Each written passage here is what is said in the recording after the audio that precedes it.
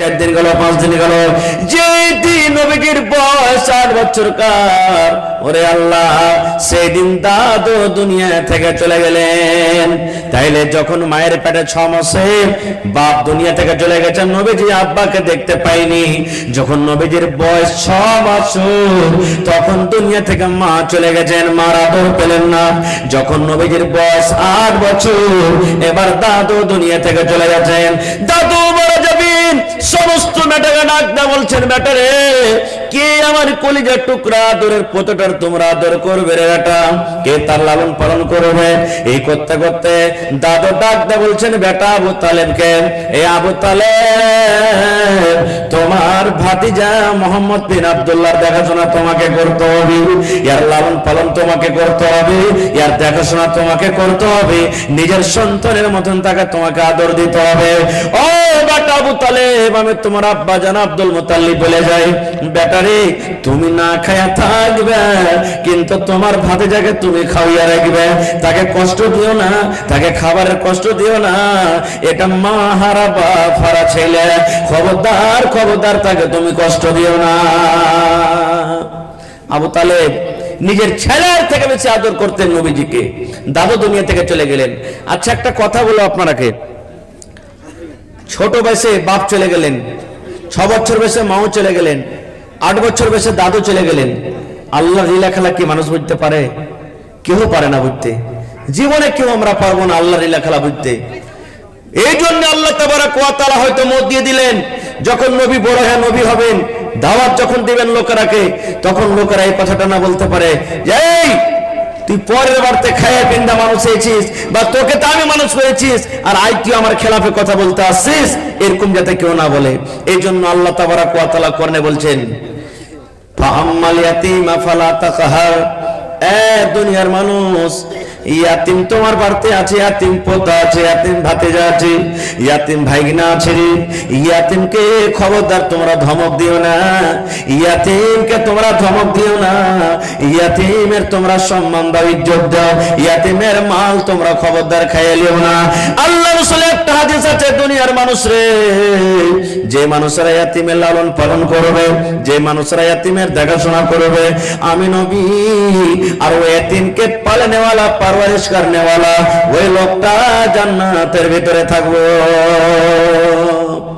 খবরদার, বেটা মরে গেছে, পোতা আছে বাড়িতে, ইয়াতিম হয়ে গেল, বেটি মরে গেল, লাতি লাতিন আছে বাড়িতে, ইয়াতিম ইয়াতিমা হয়ে গেল। আল্লাহ রাসূলের হাদিস, খবরদার ইয়াতিমের তোমরা মহব্বত করবে। ভাইরাকে বলবো, এ ভাই, আপনার যদি কেহ না লাগে, কোন ইয়াতিম বাচ্চা যদি রাস্তা দিয়ে হাঁটছে, গলিতে দাঁড় হয়ে আছে, আপনার বাড়িতে আসছে, যদি তাকে একটু হাসি মুখে যদি বাচ্চাটার মাথাতে হাত দিয়ে বলেন, কেমন আছো বাপ, কেমন আছো মা, সুবহানাল্লাহ, এই মতো একটু যদি আদর করেন, এটা হলো একটা সাদকা, এটা একটা নেকি, এটা একটা নেকি। ইয়াতিমের আপনারা কি করবেন? মহব্বত করবেন, ইয়াতিমকে ভালোবাসবেন। এবার দাদু দুনিয়া থেকে চলে গেল, আবু তালেব এবারে দেখাশোনা করতে লাগেন।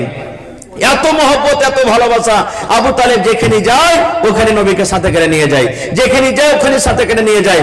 একদিনকার ঘটনা, আবু তালেব শাম চলে যাবেন তেজারত করতে, শাম যাবেন তেজারত করতে, বিজনেস করতে। এবার একদিন পা ধরে নিয়েছে, হাত ধরে বলছেন, কে?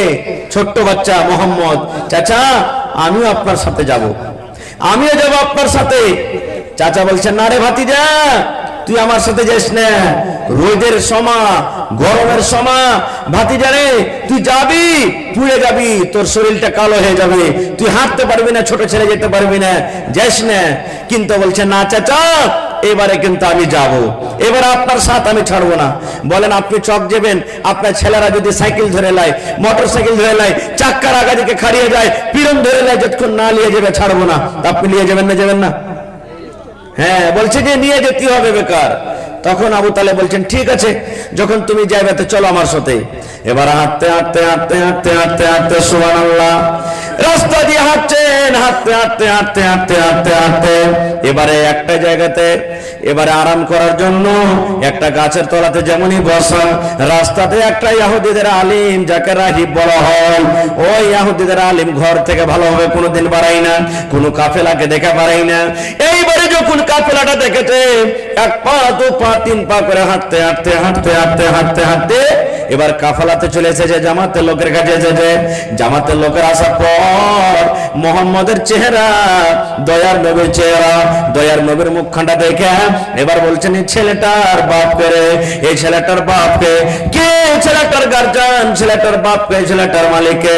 আবু তালেব তার হ্যাঁ বলছেন, ও মাওলানা, ও মৌলভী সাহেব, ও আল্লাহর বান্দা, কি হয়েছে? ছেলেটার মালিক হলাম আমি, এটা হলো আমার ভাতিজা, এর বাপের নাম হলো আব্দুল্লাহ, মায়ের নাম হলো আমেনা, এটা হলো আমার ভাতিজা।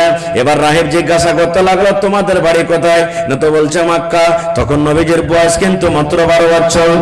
এবারে ওই রাহিব ইহুদির আলিম বলতে লাগলো, আরে আবু তালেব একটা কথা বলবো রে, একটা কথা বলবো। বলছে কি কথা? বলছে তোমার ভাতিজা মোহাম্মদকে এই রাস্তা থেকে তুমি ওয়াপাস নিয়ে চলে যাও, কারণ শাম দেশ যায় না, শাম দেশ যেতে গেলে তোমার ভাতিজাকে চিনে ফেলবি, ওইখানকার লোকেরা তোমার ভাতিজাকে বেরিয়ে ধরিয়া মেরে দিবে, কারণ ওরা চায় না যে মক্কার ভিতরে শেষ নবী জন্ম হোক। ও আবু তালেব, তুমি এখান থেকে তাকে ঘুরিয়ে নিয়ে চলে যাও, শাম দেশ তোমার ভাতিজাকে নিয়ে যায় না, কারণ শাম দেশ নিয়ে যেতে গেলে তোমার ভাতিজাকে বেরিয়ে মেরে দিবি, ইয়ার শত্রু ইয়ার দুশ্মন অনেক, এখান থেকে নিয়ে চলে যাও। এবার আবু তালেব বলছেন, ও আল্লাহর বান্দা, তুমি কেমন করে জানলে এটা নবী হবে? এবারে তখন ওই রাহি বলছেন, ওরে আল্লাহ দেখেন, ইহুদি আলিম বলছেন, আবু তালেব রে, যখন তুমি আমাদের এই রাস্তা দিয়ে পার হও, যখন তুমি এই আরাম করার জন্য গাছের তলাতে বসেছো, আশেপাশের কোন এমন গাছের পাতা নয় যে পাতা নবীজিকে দেখে ঝুঁকেনি, সাজদা করেনি, সালাম করেনি। নবীকে দেখে তারা একটা খুশি আনন্দে তারা ঝুমে উঠে যায়। নবীকে দেখা পর মনে হয় তারা নবীর সম্মান করতে গিয়ে তারা নবীকে সাজদা করছেন। এই